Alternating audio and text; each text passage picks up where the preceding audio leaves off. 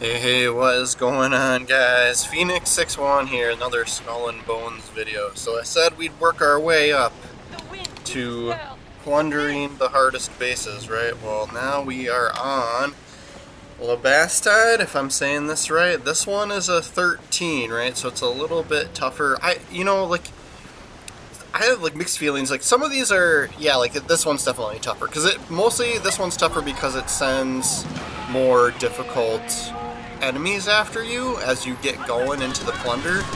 But as far as like the base, like the fort defenses, I don't think they're that bad, right? So you kind of just have to take your time. But my strategy with a lot of my plundering, when doing it solo, has been to kind of try and prioritize the base defenses, right? So you're seeing me going after towers right off the bat here, just because, whatever they're shooting, mortars or whatever, that stuff gets pretty brutal, right? Occasionally, right?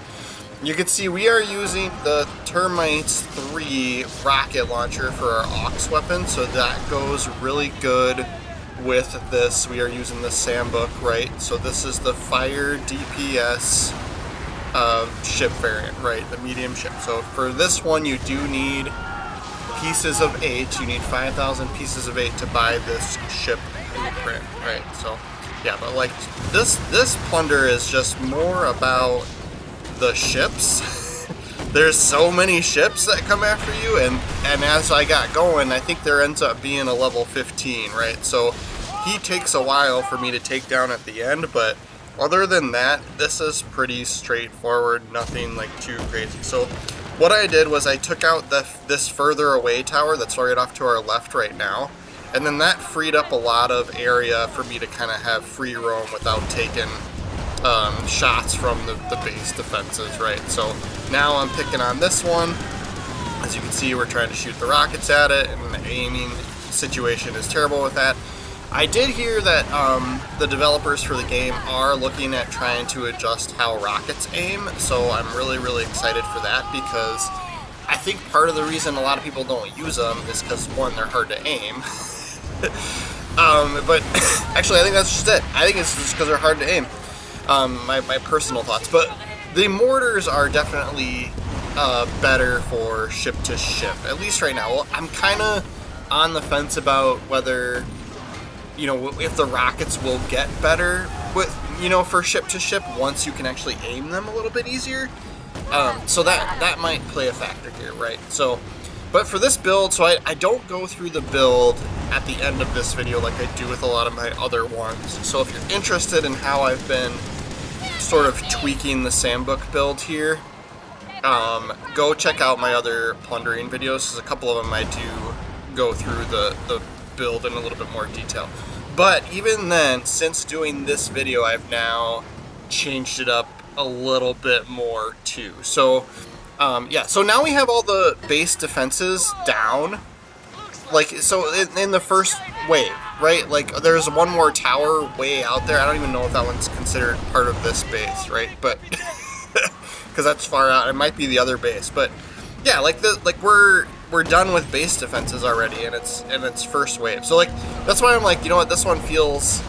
At first, it was feeling easier than some of the lower level forts, and I sort of maintain that Picasso over in the East Indies, that's only a level 10. That's the one I started with.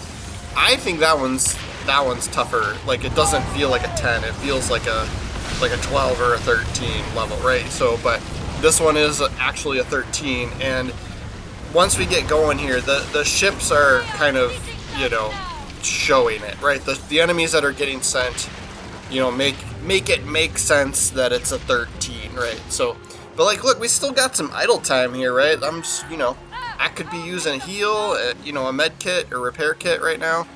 But yeah, these enemies, yeah, so these guys are already 14.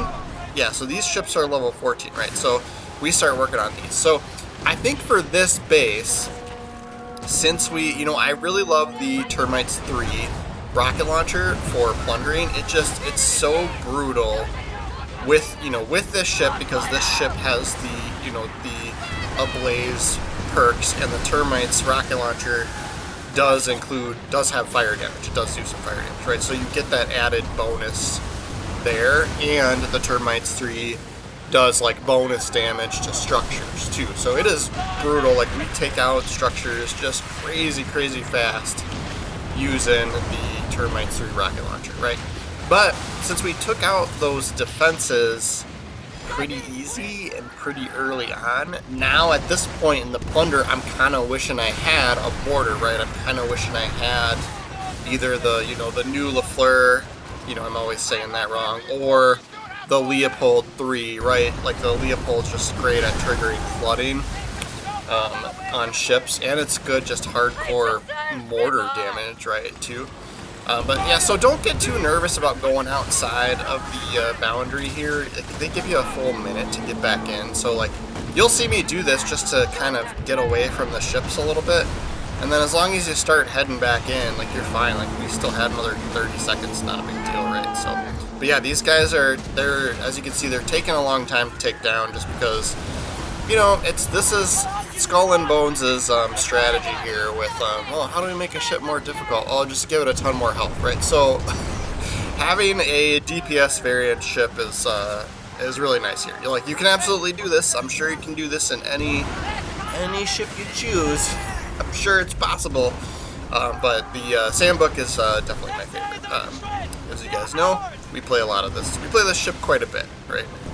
But yeah, for this build, since we don't go through it at the end, I'll kind of go into it a little bit. But basically, it's fire bombards all the way around the ship, with the exception of the front guns.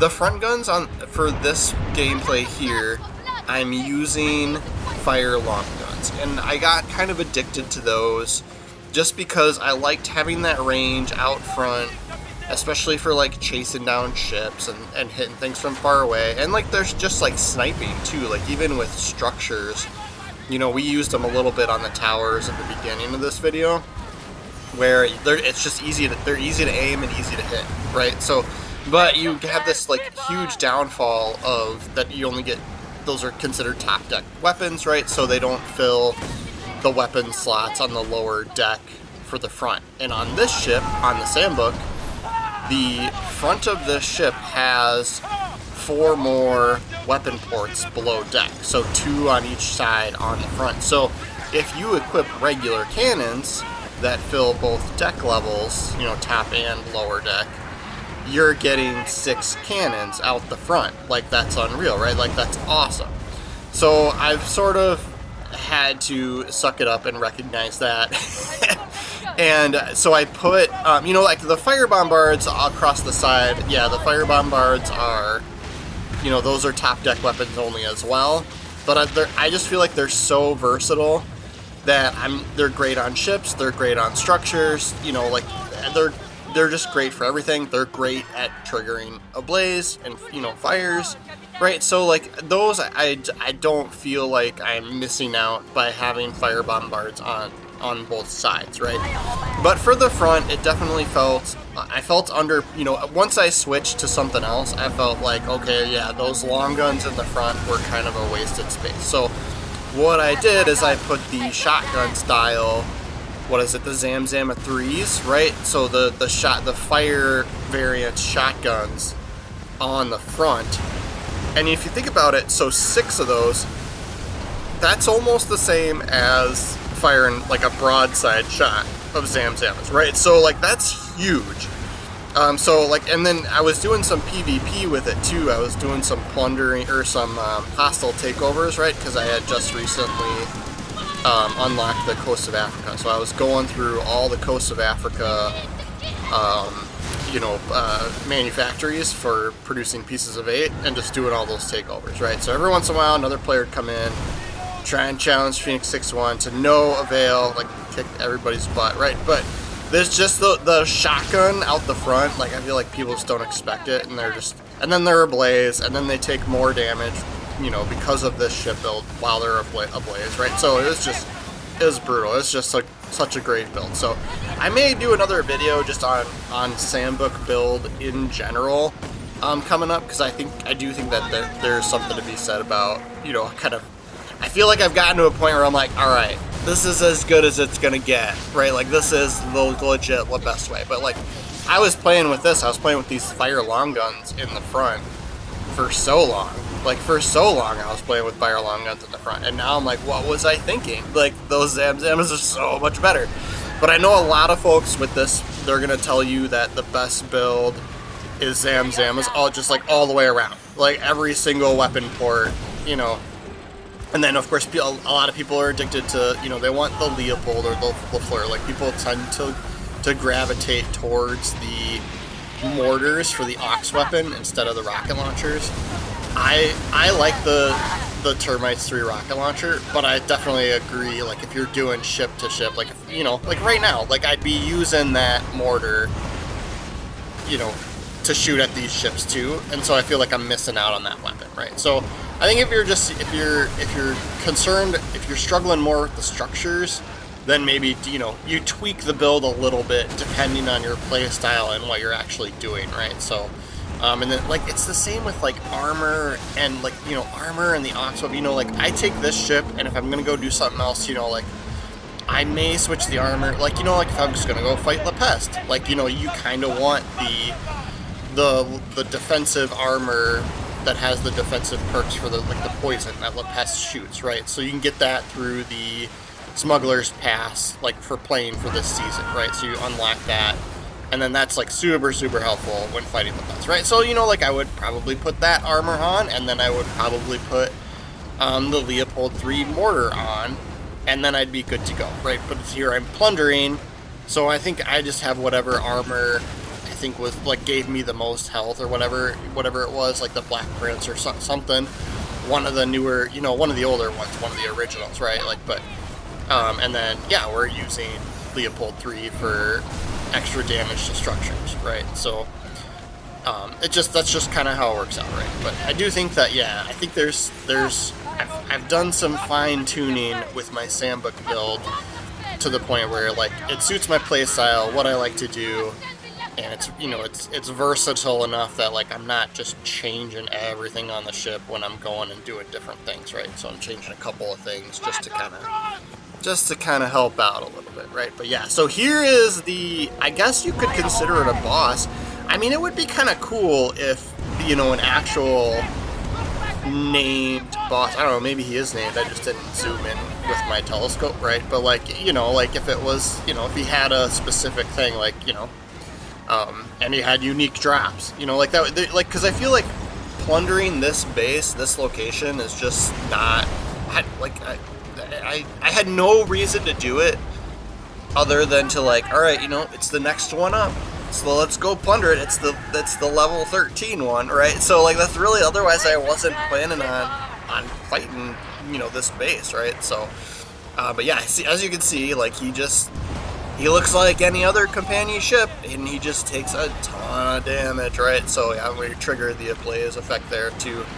Yeah, you gotta, when you play with this ship, you have to build it. I mean, you don't have to. I mean, you can do whatever you want, but like, it works so much better going all fire all the time, right? So that's kind of the other reason, like, I was drawn to the Termites 3 rocket launchers, right? Like, because they do fire damage as well, right? So, but yeah, we do kind of have to move away from him from time to time here, you know, as he like attacks us. He does some pretty good damage to us, but we just keep triggering fires on him, and then just keep kind of moving. I mean, he's like any other boss in this game, just tons and tons of health, right? You just gotta be patient, move away from his attacks, brace whenever you see the bullets coming, right? You know, and then yeah, we keep setting him ablaze, which is just so fun to do. So with this ship, you get that ablaze explosion. So when you trigger the fire status effect on them, they explode, and it does damage to them for the explosion. But then also, if there's any other ships that are close by him, that they will also light on fire as well. So it like triggers this like chain reaction, and it's just so beautiful to see when there's like lots of ships all at once, right? So we saw a little bit of that earlier in the video when like multiple ships were coming in at once. But yeah, for this last phase of this plundering for this base, it's just this guy, right? So like once you get the structures taken out, and then you just go through the other regular ships, killing all the regular ships, and then this guy was, I think he was the only one that showed up. So then it's just, you know, it's a one-on-one with him, which is like, it's kind of nice because it's, you know, it's a tougher enemy, right? Somebody different, right? But I mean, eventually I'm like, yeah, they're kind of all the same. There needs to be like something unique about like each one, like, you know, like this, okay, this base here triggers this boss and he has this weird attack or does this one, you know, like something, right? But yeah, he's just like any other, I mean, at least from appearances from me fighting him, he seems just like any other companion ship, just with a ton of health, right? I keep trying to hit that critical container and I keep missing. It's like a terrible shot. But he's almost dead, almost dead. So you can see the sword symbol above him as well as the sails symbol. So these are like status effects, right? So if you don't see those, and then you'll see here the ablaze one is building, right? So the fire one, see how it's like kind of half full, and then each time we hit him with another fire weapon, it increases a little bit, it fills that bubble a little bit more. And then, well, we killed him now, but then once you do get it full, then you trigger that ablaze explosion, and then around the outside, you know, the circle around the outside of that bubble is like, it kind of counts down like counterclockwise, right? And it's like, it'll be highlighted, and then that's how long he's gonna be on fire for, right? So if you don't have those status effect symbols in your game, they're buried in the menu. They're like buried in one of the secondary like display menus in the settings. So go look for those, because I feel like they've been super helpful. And it's just also nice knowing like, okay, that guy's almost on fire, I should shoot him one more time, you know, like that kind of thing. So like that's all been super helpful. But yes, if you're interested in the build, go check out my other Plunder videos, because I do go into the build a little bit more in depth if you're wondering like what furniture pieces and stuff like that we're using. But I do think coming up I'm also gonna do like, okay, here's the best ways to outfit your Sandbook for these different, you know, game types, right? So but thank you guys so much for watching my video all the way through. Do make sure to follow the channel. We'll have more Skull and Bones videos in the future, so until next time, see you later.